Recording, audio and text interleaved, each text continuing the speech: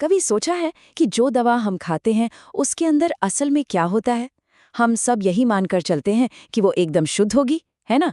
पर सच कहूं तो कहानी उतनी सीधी नहीं है जितनी लगती है। चलिए आज दवाओं के अंदर की इसी अनदेखी दुनिया में झांकते हैं। तो यहाँ एक बहुत बड़ा सवाल आता है, क्या कोई भी दवा, कोई भी मेडिसिन 100% शुद्ध यानी 100% प्योर हो सकती है? और इसका सीधा सा और शायद थोड़ा चौंकाने वाला जवाब है नहीं। प्रैक्टिकली ऐसा मुमकिन नहीं है। असल में कोई भी केमिकल पूरी तरह से शुद्ध नहीं होता। हर दवा में कुछ न कुछ अनचाहे मेहमान, जिन्हें हम अशुद्धियां कहते हैं, मौजूद हो ही सकते। तो ये अशुद्धि, ये इम्प्योरिटी आखिर है क्या भला? सीधी सी भाषा में समझें तो ये दवा में मौजूद कोई भी ऐसा अनचाहा पदार्थ है जो उसकी क्वालिटी, सेफ्टी और यहाँ तक कि उसके असर पर भी बुरा प्रभाव डाल सकता है। एक उदाहरण से समझते हैं। मान लीजिए सोडियम क्लोराइड के इंजेक्शन में गलती से थोड़ा सा लोहा चला जाए, तो वो लोहा वहां पर एक अशुद्धि कहलाएगा। अच्छा, तो अगर दवाओं में ये अशुद्धियां होती हैं, तो सवाल ये है कि भाई ये आती कहाँ से हैं? इनका सोर्स क्या है? चलिए थोड़ी जासूसी करते हैं और पता लगाते हैं कि ये अनचाहे पदार्थ दवा में घुसते कैसे हैं। देखिए, इसके कई रास्ते हो सकते हैं। सबसे पहला शक तो जाता है कच्चे माल पर ही, मतलब जो रॉ मटेरियल इस्तेमाल हो रहा है, अगर वही शुद्ध ना हो। फिर बनाने की प्रक्रिया के दौरान हो सकता है कोई केमिकल रिएक्शन अधूरा रह गया हो।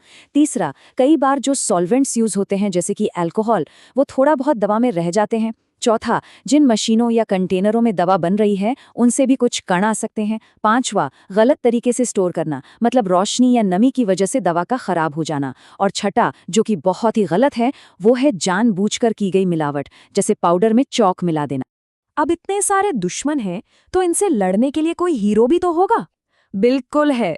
और यही एंट्री होती है हमारी कहानी के हीरो की, जिसका नाम है लिमिट टेस्ट। अब ये लिमिट टेस्ट कोई बहुत कॉम्प्लिकेटेड चीज नहीं है। ये एक बड़ा ही सिंपल सा केमिकल टेस्ट है। इसका काम ये पता लगाना नहीं है कि इम्प्योरिटी के एकदम सही सही मात्रा कितनी है। नहीं, इसका काम बस ये देखना है कि वो एक तय की हुई सेफ लिमिट के अंदर है या नहीं। मतलब ये एक तरह का पास या फेल वाला टेस्ट। लिमिट टेस्ट का जो पूरा सिद्धांत है ना, वो बहुत ही मजेदार और सीधा सा है। सब कुछ तुलना यानी कंपैरिजन पर टिका है। हम क्या करते हैं, एक तरफ दवा के सैंपल का घोल बनाते हैं और दूसरी तरफ एक स्टैंडर्ड घोल होता है जिसमें अशुद्धि की उतनी मात्रा होती है जितनी कानूनन अलाउड है।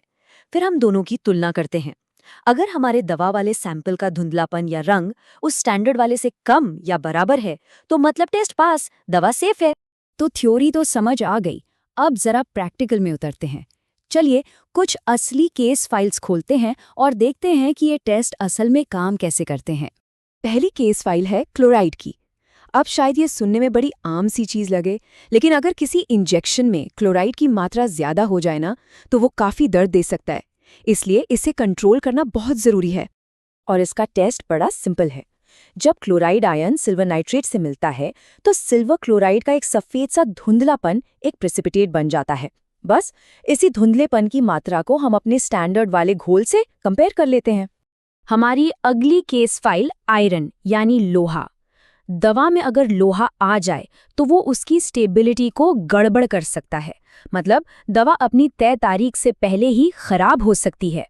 और इसका पता लगाने का तरीका तो और भी मजेदार है। इसमें रंग का खेल है। दवा के सैंपल में थायोग्लाइकोलिक एसिड डालते ही अगर उसमें आयरन हुआ तो बूम, एक बहुत ही खूबसूरत गुलाबी या बैंगनी रंग आ जाता है। और जाहिर सी बात है, रंग जितना गहरा होगा, आयरन की मात्रा उतनी ही ज्यादा मानी जाएगी। और अब सबसे खतरनाक केस, आर्सेनिक। ये एक बेहद जहरीला पदार्थ है, इतना कि इसकी बहुत थोड़ी सी मात्रा भी जानलेवा हो सकती है।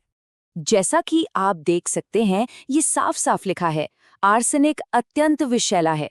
मतलब इसके मामले में जरा सी भी कोताही या लापरवाही की कोई गुंजाइश ही नहीं है। इसका टेस्ट बड़ा ही अनोखा है, बाकियों से अलग।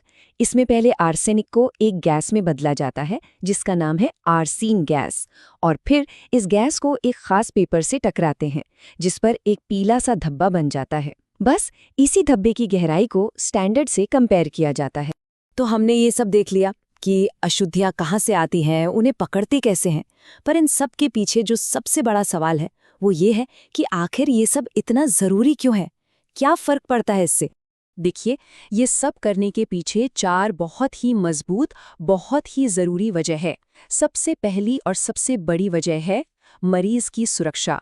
दूसरा, दवा का असर, वो बना रहना चाहिए, कम नहीं होना चाहिए। तीसरा, दवा की स्टेबिलिटी, मतलब वो अपनी शेल्फ लाइफ तक ठीक रहे, खराब ना हो। और चौथा, इन सब के बिना तो कोई भी दवा बाजार में आ ही नहीं सकती, यानी रेगुलेटरी अप्रूवल। तो कुल मिलाकर ये जो लिमिट टेस्ट्स हैं और अशुद्धियों को कंट्रोल करने का ये जो पूरा प्रोसेस है, ये असल में विज्ञान का एक अदृश्य कवच है।